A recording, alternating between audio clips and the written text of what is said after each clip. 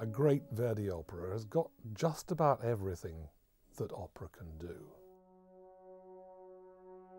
These characters are real. They're human beings. They're not gods. It just speaks to me whenever I hear it of nobility of spirit. He always puts in the music everything that needs to be said.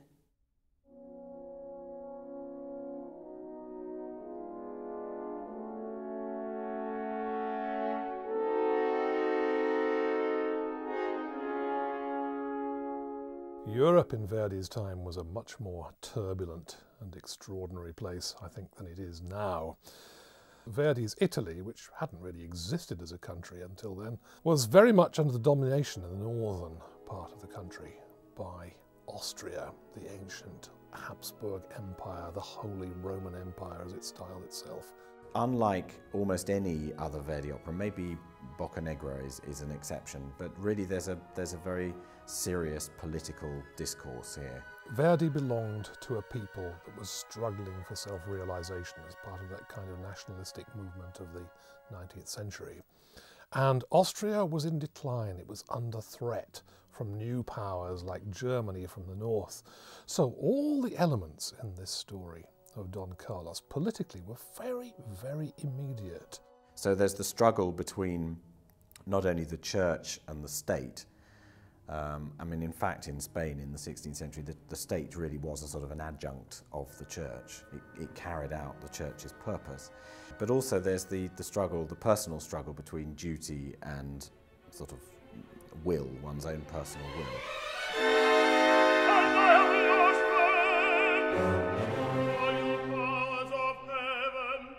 We have on the one hand in the opera the young freedom fighter, the Prince Carlos.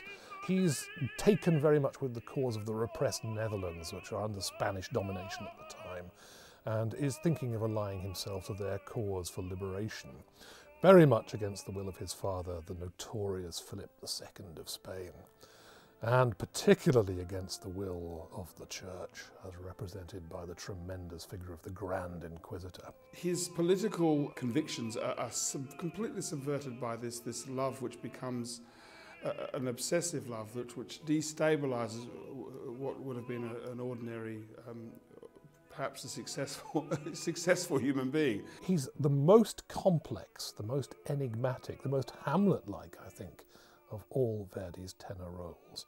And that complexity infects the whole of this drama.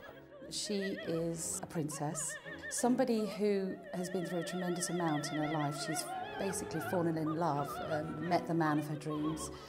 She ends up having to marry the king instead. Philip II, this man who wants to do his duty, whose motivation is clearly ultimately nobility, but he is so torn between love, between the desires of his son, and between the authority of the church as represented by the Grand Inquisitor, who represents this stark, you might say, Calvinist viewpoint that it's only by submission to church that humanity can be saved. And I, your Grand Inquisitor, I, while raising my hand upon the poor and the weak, condemning them to die, I have withheld my soul.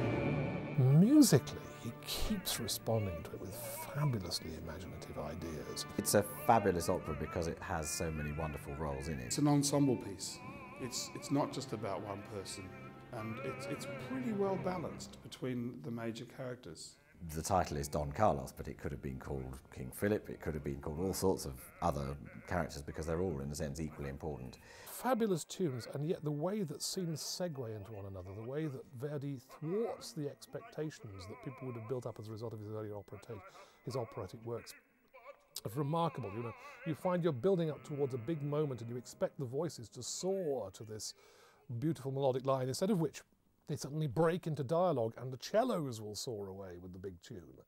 When he writes, he puts forward tunes that are so incredibly memorable, and they just sort of exude the characters somehow. You know, they exude what the characters are feeling.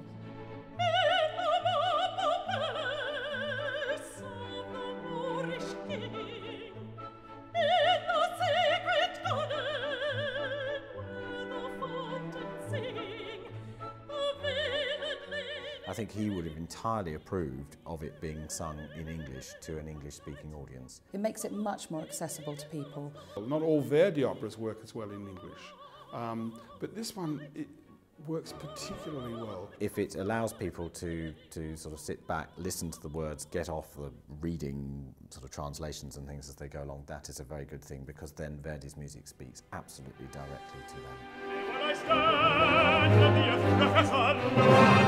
I think this is one of the most enjoyable recording experiences I've had, and I've had a few with Chandos, mainly because it was based on live performances. Julian I've worked with before on Verdi. He's such a hard-working, impulsive singer, and that is terrific for a role like this. Janice I hadn't worked with before, and for her this is quite new repertoire. This was a sort of slight break from her normal areas of repertoire, so it was very interesting exploring this role with her. John Tomlinson I've worked before with on the recording we did for Chandos of Bluebeard's Castle, and it was an absolute pleasure, and it was wonderful to have him back on this, because he's obviously an incredibly experienced artist, but he's prepared to see things completely afresh, completely anew. And Alistair Miles is a fantastic King Philip. He's really somebody who can get a very theatrical colour out of a recording studio, which is a very special trait. God, to save the world, sacrificed his only son, and such a grief. This is a deeply thoughtful opera. The marvel is that, you see, once you start thinking about operas about ideas, you can get into some very deadly territory. There are some very boring operas based on discussion of ideas. And yet Verdi does it by keeping the love interest, the psychology, the basic animal passions here very much to the forefront as well. And I think you sense how much these elements are drawn into each other. On the one hand, it's a philosophical work. On the other hand, it's very, very human. And you can see how these great issues of power and state and freedom are actually born in with issues of who loves who and just human beings searching for love. He speaks to us now as a composer just as strongly as he did when he was writing. It's just a